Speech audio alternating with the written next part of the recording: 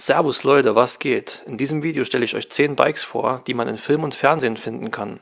Ich finde es irgendwie ziemlich interessant, welche Motorräder und Marken man in den verschiedensten Filmen und Serien findet. Das Ganze hat eine einfache Regel. Ich werde nur Motorräder vorstellen, die es auch so tatsächlich gibt. Wenn euch das Video gefällt, vergesst nicht, mir einen Daumen hoch dazulassen. Und jetzt geht's direkt los mit dem ersten Bike. Das erste Bike ist die Triumph Scrambler 1200 aus dem Film Jurassic World. To scramble bedeutet klettern oder hochsteigen im Englischen. In den 50er und 60er Jahren kamen diese Bikes als Vorräder der Enduros und Motocross-Bikes auf den Markt. Heute sind sie eher Style-Objekte anstatt Offroad-Fahrzeuge. Das Bike in diesem Film leistet 90 PS bei 110 Newtonmeter aus einem Zweizylinder-Reihenmotor und wiegt ca. 230 Kilo vollgetankt. Die Scrambler ist echt eine, wie ich finde, coole Maschine und passt auf jeden Fall in den Film. Bei einer Fahrt mit der Scrambler hat man definitiv das Gefühl, der Alpha Raptor zu sein. Das nächste Bike ist die Ducati Hypermotard 1100 aus dem Film Der Ja-Sager von 2008. Oh, it's a Ducati. Die Hypermotard wird seit 2007 produziert. In ihr ist ein Zweizylindermotor verbaut, der mit 90 Grad Zylinderwinkel 84 PS und 94 Newtonmeter leistet, bei gerade mal 179 Kilogramm Leergewicht. Ducati.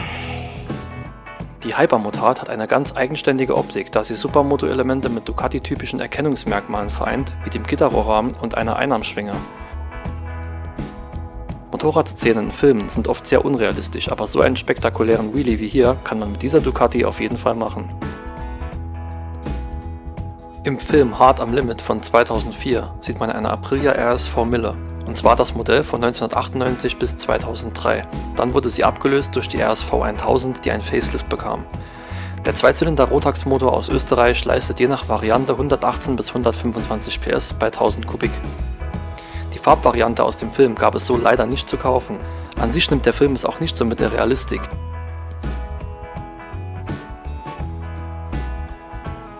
Aber sehr ikonisch ist die Szene mit dem Autorennen, wo die Aprilia im Rückspiegel erscheint. Nur ich frage mich, warum hier die Vorderradbremse gezogen wird und das Hinterrad blockiert. Mit Captain America meine ich in diesem Video nicht den Marvel-Comic-Held, sondern die Harley aus dem Film Easy Rider. In dem 1969 erschienenen Film touren 2 Biker durch die USA, und zwar Dennis Hopper und Peter Fonda. Der Verkaufswert für diese Maschine beträgt ca. 1 Million Euro, daher ist es das teuerste Motorrad der Welt. Angeblich hat Peter Fonda selbst das Bike für $500 ersteigert, weil Harley Davidson keine Motorräder für den Film sponsern wollte. Original ist es eine Harley Davidson Panhead 1200 mit ca. 60 PS, die aber für den Film stark umgebaut wurde. Dieser Chopper wird als die Mutter aller Chopper bezeichnet. Der Name rührt vom Tank, auf dem die amerikanische Flagge lackiert wurde. Die Szenen aus dem Film Easy Rider sind sehr ikonisch und wirklich prägend für die Erfolge von Harley Davidson in der damaligen Zeit und die nachfolgenden Biker-Filme. Im Film Wolverine – Weg des Kriegers von 2013 ist eine Ducati Diavel 1200 zu sehen. Die Diavel wurde als eine Art Dragster Cruiser Muscle Bike konstruiert und erfreut sich einer eigenen Fangemeinde. Der Zweizylindermotor leistet phänomenale 162 PS bei 130 Newtonmeter.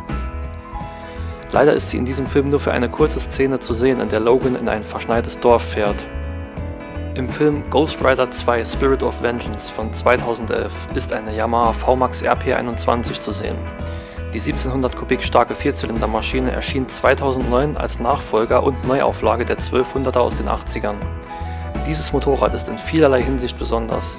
Es leistet 200 PS und 167 Newtonmeter aus einem V-Motor mit dem sogenannten YCCT-System aus der Yamaha R1. Die Yamaha VMAX ist ein Dragster Muscle Bike, ähnlich wie die Ducati Diavel. Sie leistet mit offener ECU eine Beschleunigung von 0 auf 100 in gerade mal 2,6 Sekunden und ein Topspeed von über 290 km/h. Dieses Bike ist ziemlich schwer mit 300 Kilo vollgetankt. Ein weiteres besonderes Merkmal ist die Tatsache, dass es vorne wie hinten 18 Zoll Felgen hat. Für den Film wurde natürlich der Lack geändert bzw. nach Verbrennung aussehen lassen. Der Frontscheinwerfer wurde geändert, der sieht nochmal anders aus. Eine echte Yamaha VMAX fängt wahrscheinlich kein Feuer beim Fahren, auch wenn sie echt ein heißes Eisen ist. Und Fun Fact: Im ersten Ghost Rider Film sieht man übrigens Peter Fonda, einer der Hauptdarsteller aus Easy Rider, als Mephistopheles, also den Teufel, der die Seele von Johnny Blaze besitzt. Batman fährt MV Agusta, und zwar um genau zu sein eine F4 mit 1078 Kubik, hier im Film The Dark Knight von 2008. Man sagt, dass F4 steht für Ferrari Vierzylinder. Dieses Motorrad leistet 174 PS, aber es gibt eine 200 PS starke, super teure Version namens F4 100cc. Dieses Motorrad besteht überwiegend aus Carbon und hat 1078 anstatt 998 Kubik.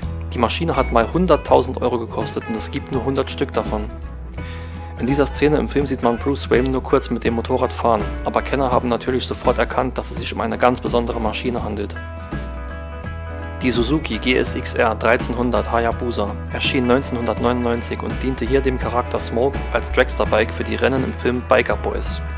Die Hayabusa gehört zu den am schnellsten beschleunigenden Landfahrzeugen der Welt und das auch heute noch, obwohl ihre Entwicklung über 20 Jahre zurückliegt. Der 1300 Kubik starke Vierzylinder-Reihenmotor leistete schon in der ersten Version der Hayabusa 175 PS, was ihre Höchstgeschwindigkeit von über 300 km/h erklärt.